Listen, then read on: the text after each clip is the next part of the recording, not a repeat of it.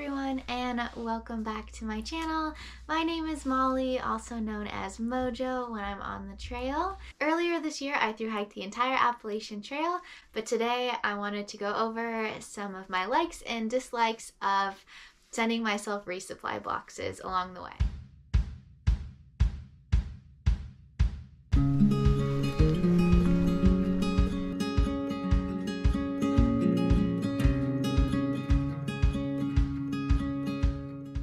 Before I left for the Appalachian Trail, I put together 10 resupply boxes, and I ended up sending myself 5 of those. I quickly just want to go over pretty much everything that I had in a resupply box, but if you want more details, kind of a full description, I have a video that I will link here that you can watch that goes over everything that was in each of my boxes and kind of my plan and more of my thoughts before I started the trail. So the first thing that I had in my boxes were some food for dinner. So I spent a lot of time making my own dehydrated backpacking meals. In each of my resupply boxes, I put 4 homemade backpacking meals and 1 store-bought backpacking meal. I also put in a more breakfast-related backpacking meal. There's also some dried fruit that I would put in there, as well as usually just a kind of a random assortment of snacks, some meat and cheese sticks, some different fig bars that I really liked, some other granola bars and things like that. Kind of whatever I had on hand I would throw in there. I also, before I left, made a bunch of these hummus packets. So there's dehydrated hummus, olive oil, and a tahini packet in there. So I would make hummus on the trail. And then I had a combination of peanut butter, protein powder, and milk powder. That was the food that was typically in my box, and then I also throw in like some drink mixes and stuff. So I had a bunch of Element drink mixes. I had a handful of like caffeine powders. I put a few packets of coffee and a Carnation's breakfast essential in a baggie, and one of these would go in my box as well. And then along with the food, I also threw in like some hygiene kind of product things. I had contacts in a few of my boxes. I had Q-tips, feminine hygiene products, and a little baggie of different like medicine. There's Midol, ibuprofen, and Tylenol PM in here, as well as a package of wet wipes. So that was pretty much everything that I would have in a typical resupply box. So now I want to go over the things that I liked and the things that I disliked about having made myself resupply boxes. That I really liked the homemade backpacking meals that I made myself. I spent a lot of time kind of making these recipes and dehydrating all the food and trying to have a good balance of carbs, proteins, fats in the meals that I made myself. I thought that they tasted pretty good, but I think the best thing about them was how I felt when I ate them. I just felt really good when I was eating them consistently. So for like the week that I would have a box sent to me and I'd be eating those meals throughout that week, I typically felt better, like I had more energy. I wasn't just eating a bunch of sugar and processed foods all the time. I was actually getting some more nutritious ingredients and things like that, and I could tell a difference in my body when I had the meals sent to me that I had made. I also really liked some of the snacks that I put in my box. They're things that I wouldn't always buy for myself when I was at the store, or just some things that were sometimes harder to find. So I always had these fig bars in my resupply boxes, and I could actually get these at the store, but they're usually like, I don't know, like $5 a box or something crazy like that. So I normally wouldn't get them because they were expensive. and I had bought these ones like in bulk, so they were more cost effective. So when I got these in my boxes, I always really liked them. It was a nice treat. I had a bunch of random like running gels and shoes and things like that at my house. So I would put those in, and it was always a nice treat to have stuff like that in there. So I really liked a lot of the snacks that I put in my boxes.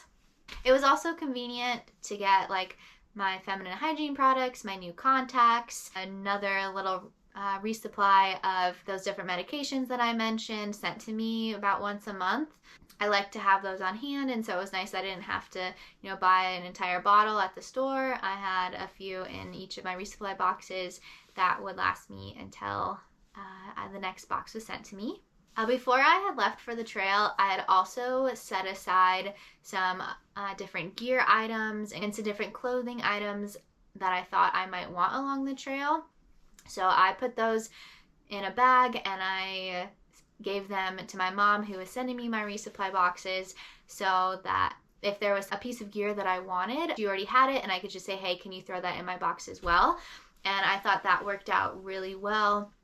I had her send me some different clothes in a couple different boxes, and at one point I had to get a new CNOC water flask, so I had that shipped to her house because I knew I was going to have a box sent to myself pretty soon. So she just threw that in my resupply box and sent that to me, and I think it made it a lot easier to get like little gear pieces and things like that, kind of having boxes and having a plan and having a person at home supporting me and willing to send me stuff in the mail. It was also nice that when I did get a box sent to me, I didn't have to think as much when I went to the grocery store.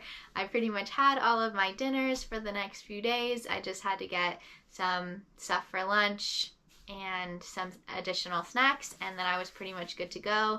It took a lot less time to resupply when I had a box sent to me. It's a little less brain power and less to worry about at that town stop when I had a box. The biggest part of having resupply boxes sent to me that I didn't like was having to look ahead and plan and coordinate where the box would be sent to.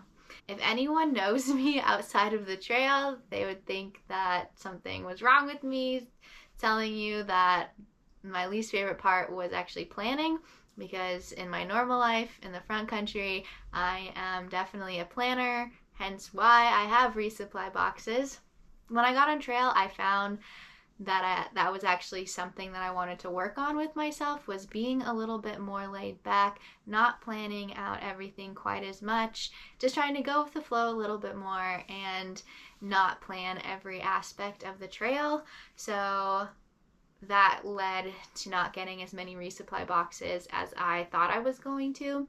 I only got about half of them. I think I used 5 out of the 10 resupply boxes that I had put together.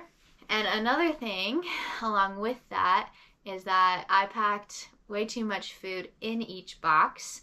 So when I was having one sent, I would call up my mom, and she would grab one from the closet and pretty much empty the whole thing and show me like each item, and I'd say like, yes, put it back in, or no, keep it out.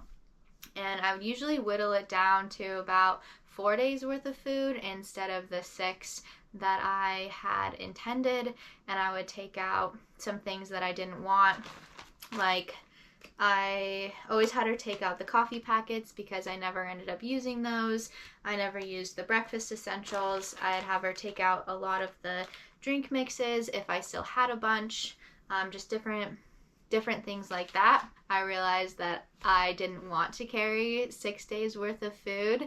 I only wanted to carry 3 to 4 days worth of food. It was a lot lighter, a lot easier. But we would pare it down before she would send it to me. Another thing I didn't really like about having resupply boxes is just the fact that it's hard to know exactly what you're going to use and not use if you haven't thru hiked before.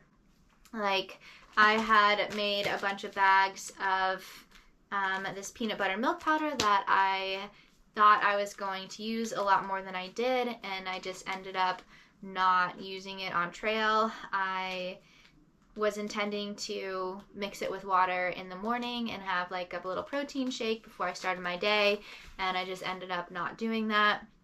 Either I wasn't hungry, or I was lazy, or maybe the water source was too far away and I didn't want to go get more water. Just all these reasons, I ended up just not using it very much. So I had her take that out of most of my boxes. I also got sick of some of the things in my box. I never got sick of the meals that I had made myself, but I did get sick of the hummus powder packets that I had prepared. I would usually make this for lunch, and I'd put it in a tortilla with a chicken packet, and at the beginning of the trail it was really great. I was having it every day. I liked it, and that lasted maybe a month or so, and then I got sick of them, and I would either have her take all of them out or maybe only have her send like 2 to 3 of them. That's also something that's a little hard with resupply boxes, that you might get sick of the food that you put in there. Another thing that I didn't really like about the resupply boxes, or kind of a con to preparing them, is just how much of a time commitment they are to prepare everything. At least for me, because I made my own backpacking meals, it just took a huge amount of time. I did a lot of dehydrating and things like that before starting the trail, and it took a lot of time, and then I didn't end up using a lot of the food that I made. Some other things that can be tricky about sending yourself resupply boxes is knowing where to send them. So before I left for the trail, I was really worried about this. I didn't know really anything, so I tried my best to look into it, but you just kind of figure it out while you're on trail. Far Out is a really good resource in figuring out where to send your boxes to.